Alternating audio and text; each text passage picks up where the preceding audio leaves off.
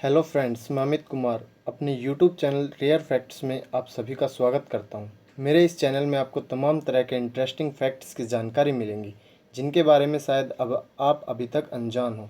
तो अगर आप कुछ नया और अच्छा जानने के जिज्ञासु है तो प्लीज़ मेरे यूट्यूब चैनल को सब्सक्राइब करें। तो चलिए स्टार्ट करते हैं आज का टॉपिक। आज हम गद्दारों के इतिहास के सरताज मीर जाफ़र की बात करेंगे। जी हाँ, वही मीर जाफ़र जिसने अंग्रेज़ी सल्तनत को भारत में अपना पैर जमाने में सहायता की थी और जिसकी बदौलत भारत 200 साल अंग्रेज़ों का गुलाम रहा। कहते हैं इतिहास जब बदला लेता है तो कुछ छीन कर लेता है। यही हुआ मीर जाफ़र के साथ और इतिहास ने मीर जाफ़र के ऊपर गद्दारी का जो दाग लगाया वो आज तक भी वैसा ही है और मीर जाफ़र आज भी गद्दारों की सूची में प्रथम स्थान पर आता है। तो आज हम उसी मीर जाफ़र की गद्दारी की एक अनसुनी कहानी के बारे में चर्चा करने जा रहे हैं और जिससे आपको पता चलेगा कि अंग्रेज़ों ने 200 साल भारत पर जो हुकूमत की वो किसकी बदौलत की। तो चलिए स्टार्ट करते हैं।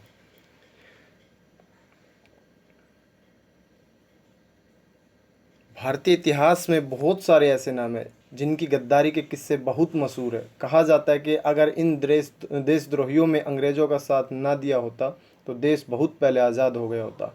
ये शासक देश के अंदर देश का नमक खाकर अपने निजी स्वार्थ और घटिया राजनीति के लिए हमेशा अंग्रेज़ों की मदद करते रहे और लोग गुलामी का दंश झेलते रहे।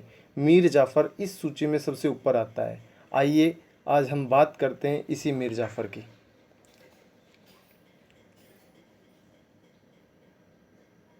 बंगाल पर मुगलों का राज का दौर था। अलीवर्दी खां उस समय के नवाब हुआ करते थे। ठीक ठाक तरीके से वे अपना राज्य चलाने की कोशिश में जुटे हुए थे। इसी दौरान अरब में पैदा हुआ मीर जाफ़र जिसके कदम भारत पर पड़े और वह एक सैलानी बनकर भारत में आया। असल में उसने भारत के बारे में बहुत कुछ सुना हुआ था, इसलिए वह इसे नज़दीक से देखना चाहता था। माना जाता है कि भ्रमण के दौरान वह बंगाल के को देखकर मुग्ध हो गया। इसी कारण उसने निश्चय किया कि वह बंगाल में ही रहेगा।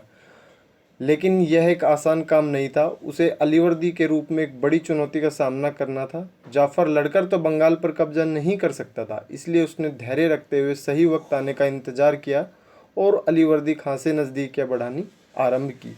मीर जाफ़र के अंदर एक गुण था, वह लोगों को जल्दी ही अपनी ओर आकर्षित करने में माहिर था। अर्थात वह बहुत मीठी वाणी बोलकर लोगों को अपनी तरफ अट्रैक्ट कर लेता था।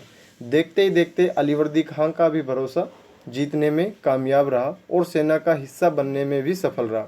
उसका प्रभाव सेना पर भी बहुत तेज़ी से पड़ा और जिस कारण उसने सेना पर अपनी पकड़ अच्छे से बनाई।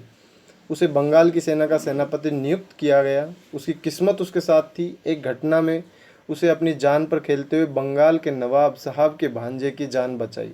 वह स्टार बन गया। क्या राजा क्या सिपाही सभी उसी के मुरीद हो गए। सभी उसकी वीर गाथाओं को गाने लगे। सबको लगा कि मीर जाफ़र बहुत वीर और राजा का सच्चा हितैषी है। जाफ़र अपने मंसूबों के तहत तेजी से बढ़ रहा था। बंगाल का नवाब बनने का सपना उसे नज़दीक से दिखाई देने लगा था। तभी कुछ ऐसा घटित हुआ कि वह धड़ाम से हुआ। असल में मुगलों और मराठाओं के बीच उस समय संबंध अच्छे नहीं थे। अक्सर दोनों के बीच युद्ध होते रहते थे। इसी कड़ी में जाफ़र को अलीवर्दी की तरफ से मेदिनीपुर के में मराठाओं की सेना का सामना करना पड़ा। अति उत्साह में जाफ़र एक छोटी सी टुकड़ी के साथ लड़ने के लिए वहां पहुंच गया। उसे अंदाज़ा नहीं था कि मराठाओं की सेना इतनी बड़ी होगी। उसके पास दो विकल्प थे। पहला यह है कि योद्धा की तरह मराठा सेना से युद्ध करे और दूसरा यह कि वे वहां से भाग निकले। एक सेनापति होने के नाते उसने पहला रास्ता चुनना चाहिए था, लेकिन मृत्यु के डर से वह वहां से कायरो की तरह भाग निकला। क्योंकि मीर जाफ़र को तो बंगाल का नवाब बनना था, इसलिए उसका जीवित रहना अत्यंत आवश्यक था। जाफ़र की कायरता का यह किस्सा इतनी तेजी से फैला कि अलीवर्दी तक पहुंच गया। अलीवर्दी इस हरकत पर बहुत नाराज़ थे। उनका भरोसा जाफ़र से टूट गया था। उन्होंने जाफ़र को जमकर लताड़ा। जाफ़र अंदर ही अंदर अलीवर्दी को अपने रास्ते से हटाने की सोचने लगा। इसके लिए उसने अताउल्ला से हाथ मिला लिया जो कि अलीवर्दी से दुश्मनी रखता था। दोनों ने मिलकर नवाब अलीवर्दी के खिलाफ एक साजिश रची ताकि जाफ़र बंगाल का नवाब बन सके। उसकी साजिश कामयाब होती इससे पहले इसकी खबर अलीवर्दी को हो गई। उन्होंने देर न करते हुए एक झटके में ही जाफ़र को अपनी सल्तनत से बाहर निकाल दिया। जाफ़र अब पागल हो रहा था। उसे सूझ ही नहीं रहा था कि वह क्या करे। उसे अपना सपना टूटता हुआ दिखाई दे रहा था और दिल पर पत्थर रखकर कुछ और दिन शांति बनाकर रहते हुए वह मौके का इंतज़ार करना आरंभ कर दिया उसने। कुछ समय बाद अलीवर्दी की मौत भी हो गई और उसके पोते सिराजुद्दौला ने बंगाल के नवाब की गद्दी संभाली। जी हाँ, वही सिराजुद्दौला जो अत्यंत वीर सैनिक था, वीर राजा था, नवाब बंगाल का, जिन्होंने अंग्रेज़ों के साथ युद्ध किया और इसी के युद्ध में जाफ़र ने सिराजुद्दौला को धोखा दिया और अंग्रेज़ों का साथ दिया। तो जाफ़र को इसी मौके की तलाश थी। वह जानता था कि सिराजुद्दौला अभी नए हैं, इसलिए उनके पास अनुभव की कमी है। ऐसे में वह बंगाल पर कब्जा आराम से कर सकता था। इसी सोच के साथ उसने बंगाल के एक व्यक्ति की मदद से सिराजुद्दौला को रास्ते से हटाने की साजिश रची। हालांकि वह इतने इसमें सफल भी नहीं हो पाया। जाफ़र के लिए एक अच्छी बात यह थी कि वह पकड़ा नहीं गया था। बार बार की नाकामी से जाफ़र बहुत परेशान हो चुका था, इसलिए अब वह सोच रहा था कि क्यों ना कुछ बड़ा किया जाए। इसी काल में अंग्रेज भी अपने जड़े धीरे धीरे भारत में फैला रहे थे। उन्होंने जाफ़र जैसे गद्दारों की ज़रूरत थी, क्योंकि ऐसे लोग उनके लिए मददगार थे। वह जाफ़र की महत्वाकांक्षा को भांप चुके थे। उन्होंने मीर के सामने एक ऐसा प्रस्ताव रखा जिसके लिए वह किसी हालत में मना नहीं कर सकता था। प्रस्ताव था कि अगर अंग्रेज़ों के साथ मिलकर सिराजुद्दौला को हराने में मदद करते हैं तो उन्हें बंगाल का नवाब बना दिया जाएगा। चूंकि यह जाफ़र का सपना था, इसलिए वह इसे किसी भी कीमत पर पूरा करना चाहता था। उसने बिना कुछ सोचे समझे अपनी सहमति अंग्रेज़ों को दर्ज कराई। जाफ़र और अंग्रेज़ों की इस दोस्ती ने जन्म दिया प्लासी के युद्ध को। बंगाल के नवाब सिराजुद्दौला उस समय मुर्शिदाबाद में थे। उन्हें पता था कि ब्रिटिश सेना कभी भी उन पर हमला कर सकती है। वे अपनी सेना के साथ चौकन्ने थे। जंग का आगाज़ कभी भी हो सकता था। उन्हें अपनी सेना पर पूरा विश्वास था, पर वह इस बात से अनजान थे कि जाफ़र का दबदबा अभी भी उनकी सेना पर बना हुआ है। उन्हें लगा था मुगल होने की वजह से मीर उनका साथ देंगे, लेकिन सच कुछ और था। आखिरकार अंग्रेज़ों की सेना ने हमला कर दिया और शुरू हो गया प्लासी का युद्ध।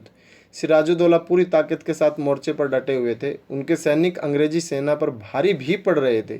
सब कुछ ठीक चल रहा था। लग रहा था कि अंग्रेज हार जाएंगे। तभी ऐन मौके पर जाफ़र ने सेना को आगे बढ़ने से मना कर दिया।